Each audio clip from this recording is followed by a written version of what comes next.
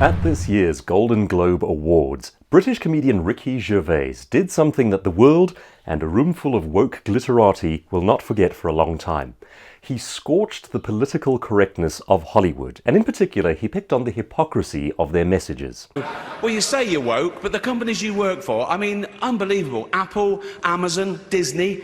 If ISIS started a streaming service, you'd call your agent, wouldn't you? So, if you do win an award tonight, don't use it as a platform to make a political speech, right? You're in no position to lecture the public about anything. You know nothing about the real world.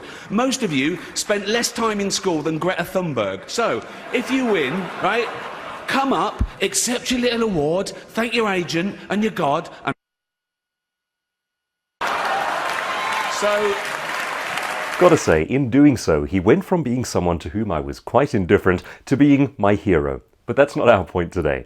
Our point today is to talk about the idea of contrarians, people who think against the grain and speak out in controversial ways.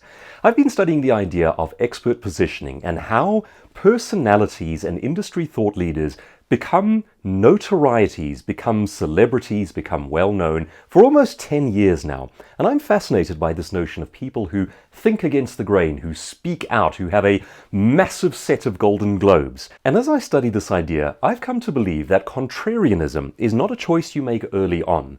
It's a choice that tends to happen quite organically later on in a career. And what I mean by that is, when we start out in a career, we tend to hero worship the big names, the big thinkers, the big notorieties and personalities of the time. And it's very likely that we will follow their trail of thinking because we're impressed by it and often we don't know better.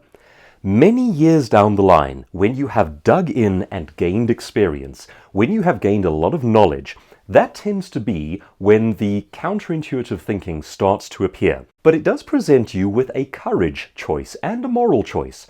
Are you going to go against the grain after so many years in your industry? I pinpoint and highlight the idea that this is a choice made later on because it's actually quite important. Early on we don't have the knowledge. Later on, however, when we start to see, understand and believe differently about critical issues in our world and the things around us, we are then equipped to speak out. But do we make that choice?